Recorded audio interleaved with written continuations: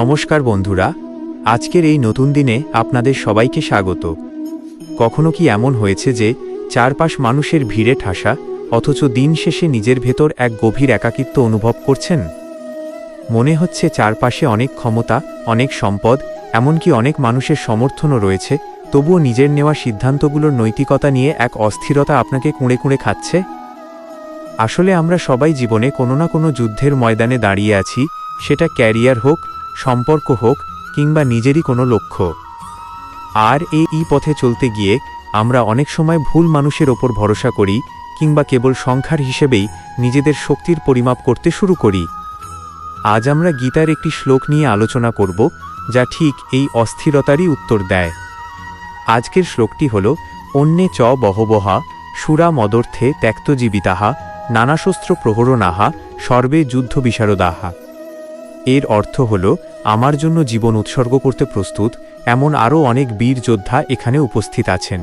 তারা সবাই নানা ধরনের অস্ত্রশস্ত্রে সজ্জিত এবং যুদ্ধের কৌশলে অত্যন্ত পারদর্শী।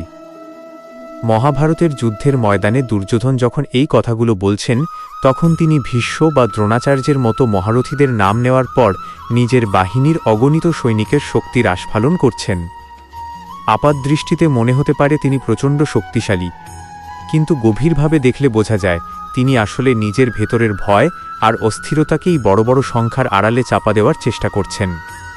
তিনি এমন অনেক মানুষের ওপর ভরসা করছেন যারা কেবল স্বার্থ বা পরিস্থিতির চাপে তাঁর পাশে আছে, কিন্তু যাদের কোনো সত্য বা ধর্মের শক্ত ভিত্তি নেই। এখন আপনিই ভাবুন তো, আপনার জীবনের যুদ্ধে যারা আপনার পাশে আছে তারা কি কেবল কোনো সুবিধার কারণে আপনার সাথে, নাকি তারা আপনার আদর্শের প্রকৃত অংশীদার? আমরা যখন বড় কোনো উদ্যোগ নিই, তখন কি আমরা সংখ্যার দম্ভে এটা ভুলে যাই না যে সেই শক্তির পেছনে কোনো নৈতিক ভিত্তি আছে কিনা? দুর্যোধনের এই শ্লোকটি আমাদের মনে করিয়ে দেয় যে জীবনের যুদ্ধে কেবল অস্ত্র বা কৌশলের সংখ্যা বড় নয়, বরং দিশা বা লক্ষ্যের স্বচ্ছতা থাকাটা অনেক বেশি জরুরি। অনেক সময় আমরা ভুল পথে থেকেও প্রচুর লোকবলের উদাহরণ দিয়ে নিজেদের সঠিক প্রমাণ করার আপ্রাণ চেষ্টা করি, কিন্তু শেষ বিচারে প্রতিটি মানুষকে তার নিজের কাজের ফল এবং সিদ্ধান্তের মুখোমুখি তো নিজেকেই হতে হয়। আপনার জীবনে কি এমন কোনো মুহূর্ত এসেছে যেখানে মনে হয়েছে বাইরের বাহ্যিক সমর্থন আপনার ভেতরে শান্তি আনতে পারছে না? বা এমন কোনো কঠিন সিদ্ধান্ত কি নিয়েছেন যেখানে সংখ্যা বা লোকবলের চেয়ে নিজের বিবেকের আওয়াজ শোনাটাই সবচেয়ে বেশি প্রয়োজন ছিল? একটু শান্ত হয়ে ভেবে দেখুন তো, আমরা যাদের নিজের জীবনের অংশ করে নিই এবং যে লক্ষ্যের জন্য প্রাণপণ চেষ্টা করি, তা যদি স্বচ্ছ এবং মহৎ না হয়, তবে বাইরের সমস্ত দক্ষতা আর আয়োজন শেষ পর্যন্ত অর্থহীন হয়ে পড়ে। দুর্যোধনের এই শ্লোকটি আসলে আমাদের জীবনের একটি আয়না। এটি আমাদের বারবার প্রশ্ন করে, আমরা কি সত্যিই সত্যের পাশে দাঁড়িয়েছি, নাকি কেবল সংখ্যার দম্ভে নিজের পথ হারিয়ে ফেলেছি? জীবন তো কেবল শস্ত্র বা কৌশলের খেলা নয়, এটি মূল্যবোধের পরীক্ষা।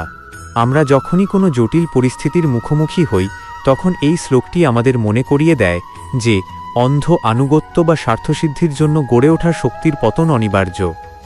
তাই সংখ্যার পিছে না ছুটে পথের সততার ওপর বিশ্বাস রাখাটাই প্রকৃত জয়।